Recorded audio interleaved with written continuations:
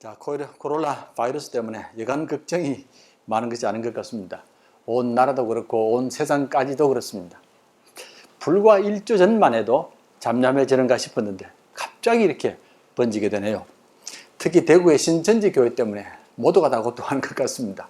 하필 대구입니다. 아무쪼록 사태가 빨리 잘 지나가기를 바라고 어떻게 하든 더 이상 인명피해가 없으면 좋겠다는 바람입니다. 이럴 때에 우리 교회의 사명이 크다라고 믿습니다. 교회는 세상을 위하여 기도할 줄 알아야 되고 아픔 당하는 사람들과 함께 아파할 줄 알아야 한다고 믿습니다. 어제 광화문에서 기독교 단체의 집회가 있었다고요? 여러분 어떻게 생각합니까? 그 모습을. 기독교 단체가 어제 모여서 집회를 했거든요. 했는데 좋은 일입니까? 아니면 불편한 일입니까? 전 불편한데요. 전 불편합니다. 기독교 단체가 모여서 나라의 앞날을 걱정하는 거 다 좋은 일인데 솔직히 말씀드리면 그 집회에 무엇이 우선이냐가 중요하거든요. 생명이 우선이냐 정치가 우선이냐가 중요한데 아무리 정치가 중요해도 생명보다 중요한 건 아닙니다. 어떻습니까? 생명이 중요합니까? 아니면 정치가 중요합니까? 제가 볼 때는 생명이 중요하거든요. 생명이 위협을 당한다면 어떤 정치적인 명분도 사실은 포기해야 되지 않습니까? 그게 기독교인들의 바른 자세 아닙니까? 어쨌든 빨리 잘 해결되면 좋겠습니다. 자, 최근에 들어서 온 세계가 고통하는 문제들이 있습니다. 대표적으로 환경의 문제가 있고 두 번째로는 생명의 문제가 있습니다. 환경이 어려워지고 있고 생명이 어려워지고 있습니다. 한데 사실은 두 가지가 하나입니다. 환경이 어려워지면 당연히 생명이 어려움을 당하고 생명이 어려움을 당하면 당연히 환경이 어려움을 당합니다. 환경이 저절로 어려움을 당하는 건 아닙니다. 생명이 악한 모습을 가지게 되면 당연히 환경이 어려움을 당하기 때문에 그렇습니다. 자, 전 세계가 지금 생명이 어려움을 당한 위기를 맞는데 하필 이 가운데서 인공지능 때문에 더 그렇습니다. 인공지능이 발달하면서 가장 크게 어려움을 당하는 게 바로 생명이고 인간입니다.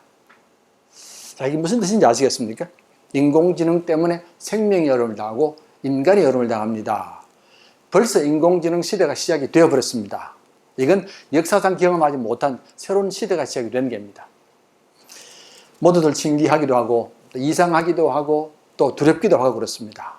앞으로 어떻게 될런고. 그런데 이로 인하여 인간이 어려움을 당한다는 생각은 별로 하지 않은 것 같습니다. 무슨 말입니까? 아니 인공지능 때문에 인간이 어려움을 당한다니요. 생명이 어려움을 당한다니요. 우리 인간이 더 편리해지지 않습니까? 더 좋아지지 않습니까? 내가 직접 하지 않아도 다 인공지능이 알아서 해주지 않습니까? 밥도 알아서 해주고 집도 알아서 지켜주고 차도 알아서 운전해주고 병도 알아서 치료해주고 얼마나 좋겠습니까? 그런데 실제로는 그렇지 않습니다. 이제는 사람이 필요가 없습니다. 사람이 쓸모가 없습니다. 인공지능이 다 해버리기 때문에 그렇습니다. 지금까지 사람들이 수고하고 애쓰면서 한 모든 일들이 바로 인공지능이 대신하기 때문에 그렇습니다. 요즘 사람들의 관심은 앞으로 살아남을 직업이 어떤 것들이냐 이게 관심입니다. 우리도 그렇고 우리 자녀들도 그렇습니다. 앞으로 살아남을 직업이 어떤 거냐. 벌써 의사, 변호사 또는 간호사, 교사, 운전사 포기해야 된다 그러죠. 인공지능이 다 의사 일을 하고 간호사 일을 하고 변호사 일을 하기 때문에 그렇습니다. 목사는 어떻겠습니까? 목사는 살아남겠습니까? 저도 자신이 없습니다. 왜냐하면 좋은 설교를 얼마든지 들을 수 있거든요. 언제든지 컴퓨터로 들을 수 있습니다. 세계 최고의 설교가들의 설교를 들을 수 있으니까 목사도 자신이 없고 예술가는 괜찮습니까? 상상력을 사용하고 창의력을 사용하는 예술가는 괜찮습니까? 그것도 자신을 못합니다.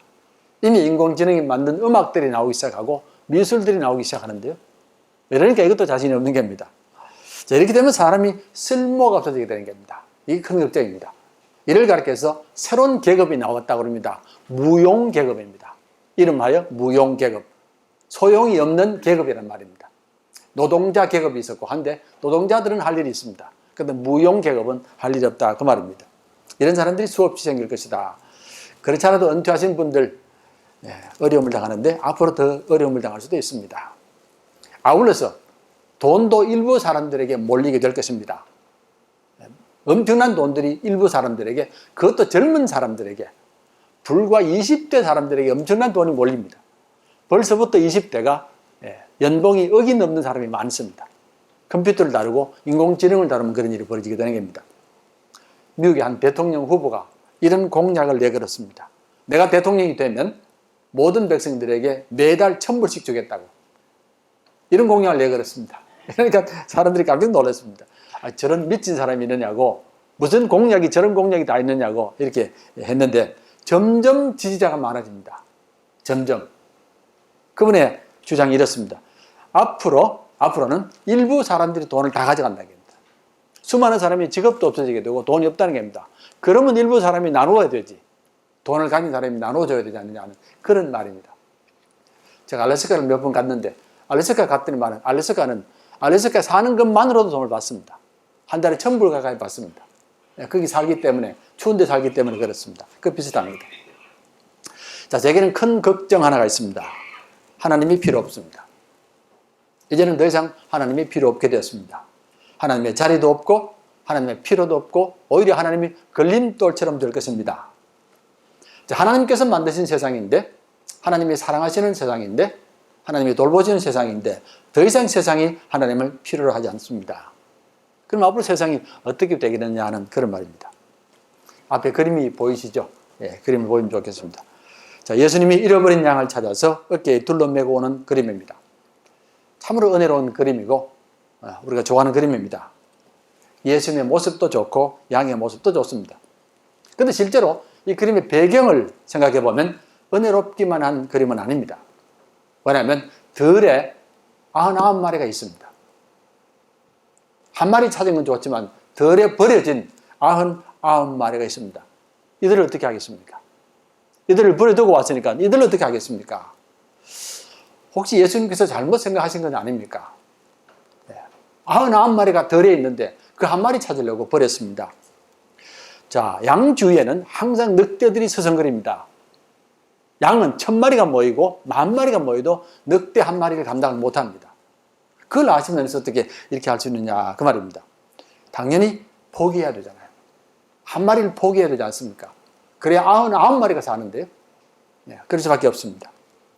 자, 우리의 고민입니다. 왜 예수님께서 이렇게 하셨습니까? 그걸 뻔히 아실 텐데 어떻게 하셨습니까? 지금 이 순간에도 수많은 양들이 어려움을 당할지도 모르는데 왜 이렇게 하셨습니까? 여기서 우리는 먼저 성경의 비유를 해석하는 원칙을 생각해야만 합니다. 오늘 말씀은 비유의 말씀입니다. 주님께서 말씀하신 비유의 해석 원칙은 한 가지 메시지를 찾아야만 합니다. 다른 걸 찾으면 안 됩니다. 주님께서 비유를 드실 때는 한 가지 메시지 때문에 비유를 하시는 겁니다. 그런데 만약에 그 한 가지 외에 다른 걸 자꾸 찾다 보면 비유가 이상해져 버리는 겁니다. 자, 이 한 가지를 찾으십시오. 신천지 교회에 따르면 과천이 에덴 동산이잖아요. 자기들은 그것이 에덴 동산이라고 합니다. 저도 과천이 그렇게 좋은 데인지를 몰랐습니다.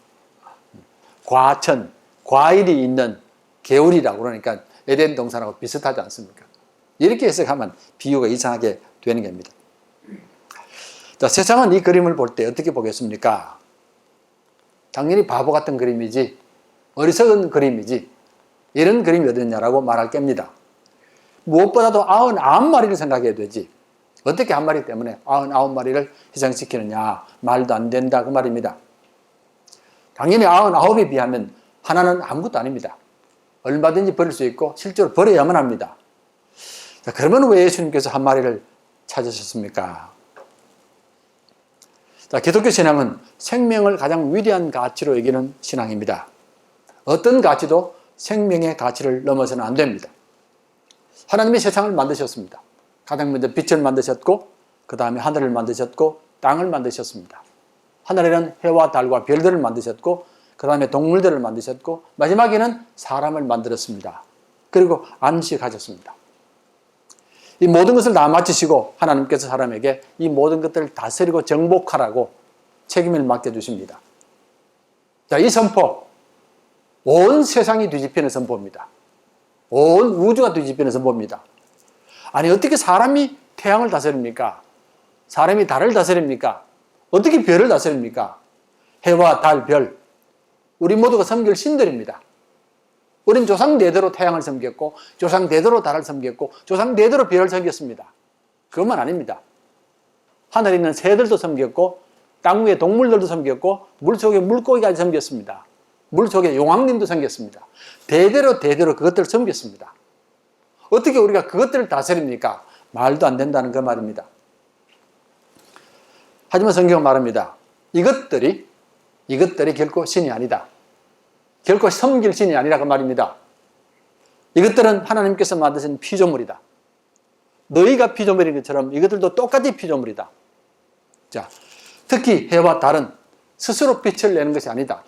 하나님의 빛을 받아서 빛을 발광하는 것이다. 물건일 뿐이다고. 만약에 해가 스스로 빛을 내면 당연히 절해야만 합니다. 빛이 없으면 다 죽는데요. 스스로 빛을 내는 게 아니라 빛을 받아서 비추는 게 아닙니다. 그래서 성경에서는 해와 달이란 말을 안 쓰고 발광체란 말을 씁니다. 큰 발광체, 작은 발광체라 이렇게 표현합니다. 대신에 인간은 하나님의 형상을 떼어서 만드셨고 모든 만물을 다스리는 청지기로 삼았습니다. 사람만이 그렇습니다. 그리고 사람만이 말을 하게 하셨습니다. 말하게 함으로 동물들과 말하게 하고 하나님과 말을 하게 했고 사람끼리 말을 하게 하는 겁니다. 이런 말하는 능력이 있기 때문에 다른 것들을 다스리고 하나님을 더 섬길 수 있게 되는 겁니다. 네, 그렇다면 가장 비천했던 인간이 가장 존귀한 존재가 되어버린 겁니다. 가장 비천했던 모든 것을 섬기고 절했던 인간이 이제는 모든 것을 다스리는 가장 존귀한 피조물이 되어버렸습니다. 태양과도 비교될 수 없고 달과도 비교될 수 없고 만물과도 비교할 수 없는 가장 존귀한 존재입니다. 바로가 신이라고요? 모택동이 신이라고요? 김일성이 신이라고요? 아닙니다. 결코 신이 아닙니다. 피조물입니다.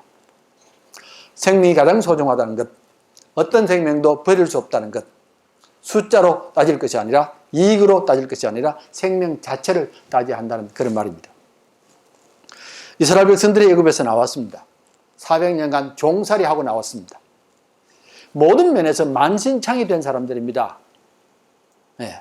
400년간 우상을 섬긴 그 모습을 그대로 가지고 있고 불평하고 원망하는 그 모습을 그대로 가지고 있고 서로 싸우고 거짓말하는 그 모습을 그대로 가지고 있습니다. 온갖 추하고 더럽고 이런 모습이 그냥 있습니다. 하나님께서 이들을 데리고 홍해를 건너서 시내산에 도착을 했습니다. 마침내 한 백성을 한 자리에 모았습니다. 그리고 하나님께서 이 백성들에게 첫 연설을 하시는 겁니다. 자, 어떤 연설을 하시겠습니까? 하나님께서 어떻게 말씀하시겠습니까? 제가 참고로 넬슨 만델라, 남아공의 대통령이었던 넬슨 만델라 얘기를 해드리겠습니다. 자, 남아공의 넬슨 만델라가 오랫동안 감옥에 갇혀 있다가 이제 풀려났습니다. 그리고 새로운 정부를 만들었습니다. 그리고 우선 첫 연설을 할 때가 되었습니다. 과연 어떤 말을 하겠느냐? 그 장면을 온 세계가 지켜보고 있었습니다. 과연 넬슨 만델라가 어떤 말을 하겠느냐고. 그때 한 말입니다. 우리가 얻은 자유는 결코 쉽게 얻어진 것이 아닙니다. 그리고 결코 쉽게 지켜질 것도 아닙니다. 우리는 온 힘을 다해서 지킬 수 있어야만 합니다. 이렇게 연설을 했습니다. 자, 얼마나 감동적인 말인지 모릅니다. 우리가, 자유, 이 두 말입니다. 우리 모두가 함께 했습니다. 우리 모두가 고생했고 우리 모두가 감옥에 갇혔습니다. 그리고 자유입니다. 우리 모두에게 주신 하나님의 은총입니다. 이런 말입니다. 지금 하나님께서는 이 순간에 무슨 말씀을 하시겠습니까? 이 백성들에게. 그 말씀이 출애굽기 20장 1절에 나와 있습니다. 하나님이 이 모든 말씀으로 말씀하여 이르시되 나는 너를 애굽 땅 종되었던 집에서 인도하여 낸 내 하나님 여호와니라. 별로 감동이 없으세요? 제가 다시 읽을까요? 하나님이 이 모든 말씀으로 말씀하여 이르시되 나는 너를 애굽 땅 종되었던 집에서 인도하여 낸 내 하나님 여호와니라. 저는 이 말씀을 들으면서 무릎을 꿇었고 한없이 마음으로 울었습니다. 나는 너를, 이 말 때문입니다. 나는 너를. 하나님이 나를 너로 부르시는구나. 나 같은 것을 너로 부르시는구나. 이렇게도 추하고 거짓된 나를 너라고 부르시는구나. 이렇게도 죄를 짓고 우상을 섬기는 나를 너라고 부르시는구나. 하나님께서 나를 이렇게도 존귀하게 여기시는구나. 너란 말 예선말이 아닙니다. 더구나 나와 너란 말은 더더욱 그렇습니다. 사람들이 서로를 부르는 말에는 두 가지가 있습니다. 하나는 나와 너, 다른 하나는 나와 그것입니다. 하나는 나와 너, 다른 하나는 나와 그것입니다. 영어로 말씀드리면 I and you가 있고 I and it라는 게 있습니다. 나와 너라는 말, 상대방을 나와 동등함으로 여기고 존중하고 함께 하겠다는 겁니다. 이때 우리는 나와 너라는 말 씁니다. 나와 그것이라는 말, 상대방을 도구로 여기고 수단으로 여기고 이용 가치로 여길 때 쓰는 말입니다. 나와 그것. 나와 너는 어떤 경우도 이용하거나 속이거나 하지 않을 것이며 기쁨과 슬픔을 함께 하겠다는 겁니다. 이때 나와 너라고 그럽니다. 나와 그것은 언제든지 필요하면 이용하고 그러다가 필요 없으면 버리겠다는 말입니다. 이제 하나님께서는 언제든지 나를 너로 대할 겁니다. 설령 내가 죄를 지어도 너로 대할 것이고 내가 하나님을 멀리해도 너로 대할 것이고 그리고 우상을 섬겨도 너로 대할 것입니다. 우리 모두를 다 하나님께서는 너로 대하시지 어떤 경우도 그것으로 대하는 법은 없습니다.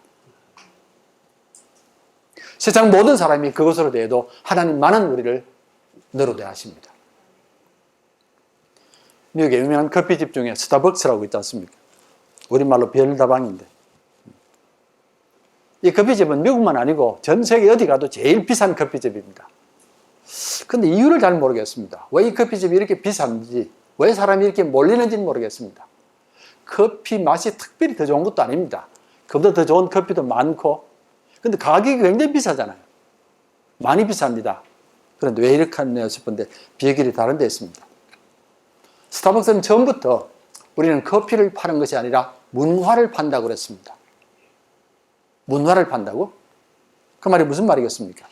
스타벅스는 고객을 부를 때에, 주문한 고객을 부를 때에 어떤 경우도 숫자를 부르는 법이 없습니다. 몇 번 손님 이런 말은 없습니다. 7번 손님, 8번 손님 이런 말은 절대로 안 씁니다. 반드시 그 사람의 이름을 부릅니다. 아무개시 이름을 부르지 절대로 숫자를 부르지 않습니다. 만약 그걸 숫자로 불러버리면 스타벅스는 망합니다. 상대방의 이름을 부르는 겁니다. 자, 이름을 부를 때와 숫자를 부를 때의 느낌이 다른 거 아시겠습니까? 내 이름을 불러줄 때와 나를 숫자로 불러줄 때가 얼마나 다릅니까?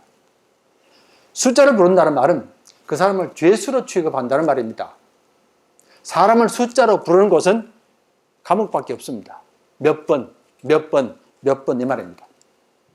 이 백성들은 애굽에 살 때에 종이었습니다. 번호밖에 없습니다. 2317번, 4538번, 6743번 이름이 없습니다. 내 존재가 없고 내 가치가 없습니다. 내 생명조차 없고 목적도 없고 소망도 없습니다. 그냥 숫자밖에 없습니다. 생명이 없다는 겁니다. 그게 숫자입니다. 아울러 스타벅스 커피집에서는 커피를 다 마시고도 안 나가도 괜찮습니다. 계속 앉아서 공부해도 되고 영화 봐도 되고 게임해도 되고 우리가 당신을 가족처럼 생각할 테니까 있을 만큼 있다가 나가라 그 말입니다. 눈치를 주는 법도 없습니다. 오히려 나중에 되면 혹시 필요한 거 없느냐고 묻습니다.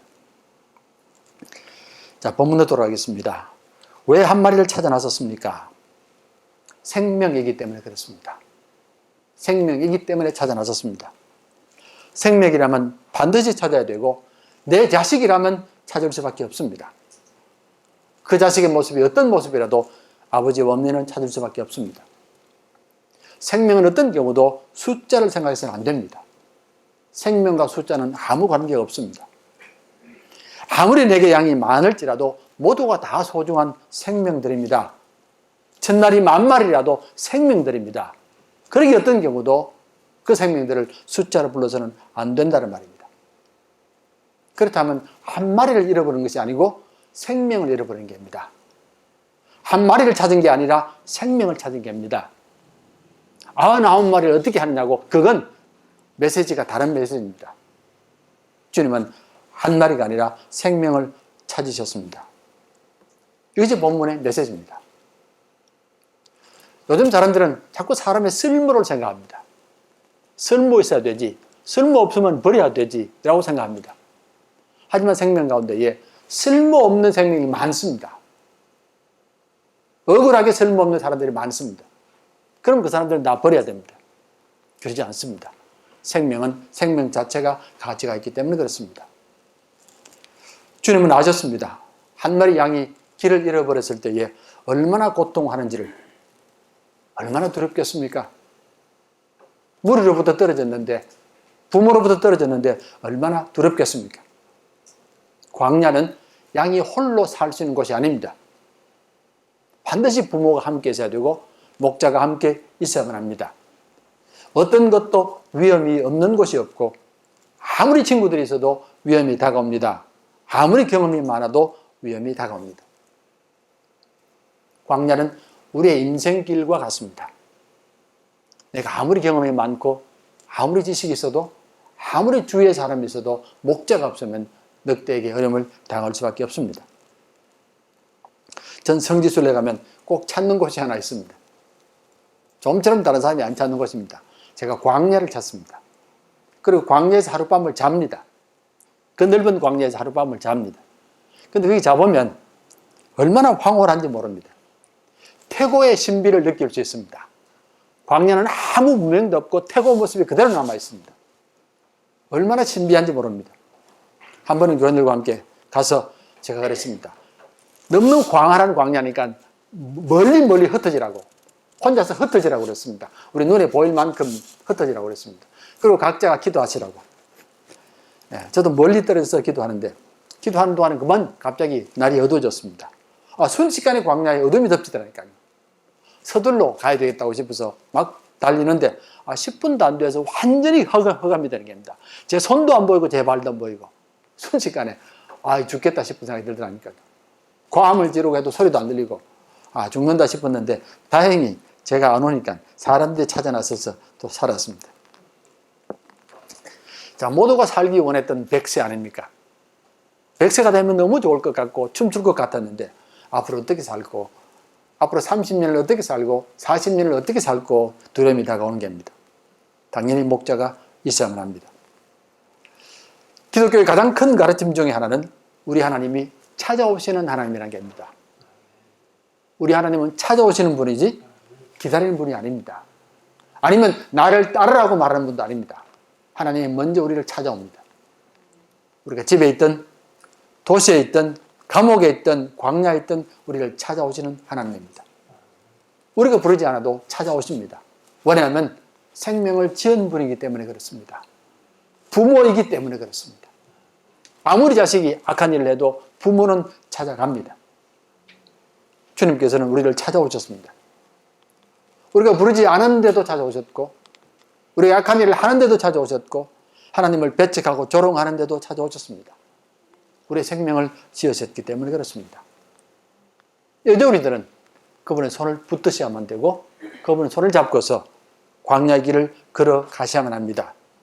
그때 광야의 길은 감사의 길이고 황홀한 길이고 영광스러운 길이라고 믿습니다. 집에 불이 났습니다.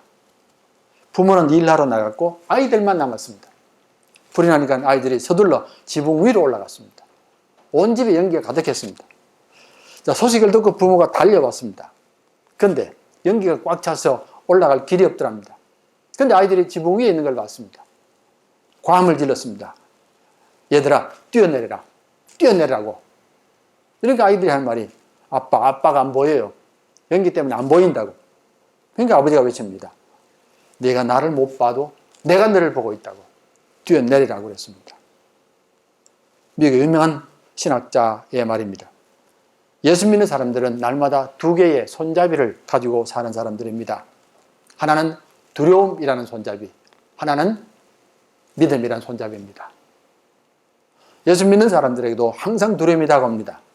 하지만 우리는 믿음의 손잡이를 갖고서 용기 있게 살아갑니다. 양은 목자가 있어야만 합니다. 아무리 의지가 강하고 경험이 많아도 목자 없이는 두려움을 이길 수 없습니다. 주님께서 먼저 찾아오실 때에 그 손을 잡으십시오. 믿음으로 잡으십시오. 주님은 어떤 경우도 그 손을 부리치지 않습니다. 사랑하시는 성도 여러분, 코로나로 말미암아 온 나라가 시끄럽습니다. 이때 우리는 생명을 먼저 생각하셔야만 합니다. 무엇보다도 생명입니다. 경제보다도 생명이고, 정치보다 생명이고, 교리보다 생명입니다. 교단보다도 생명입니다. 그 사람이 어떤 교단에 속했든지 어떤 교리를 믿든 생명이 우선입니다. 이런 가운데서 자기 이익을 챙겨서는 안 됩니다. 신천지 교인들, 그들이 신천지이기 전에 생명입니다. 하나님이 사랑하시는 생명이고 돌보시는 생명입니다. 우리 이 땅이 정말 생명을 소중하게 여기고 생명을 축복하는 땅이 되면 좋겠습니다. 그리고 이 땅의 모든 교회들이 앞장서서 생명을 귀하게 여기고 어떤 것보다도 생명을 우선하는 데서는 그런 교회가 되기면 좋겠습니다.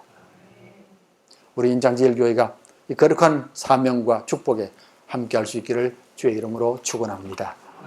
기도하겠습니다. 그리고 전 하나님, 오늘도 우리를 주의 거룩한 제단으로 부르시고 말씀으로 함께 하심을 감사드립니다.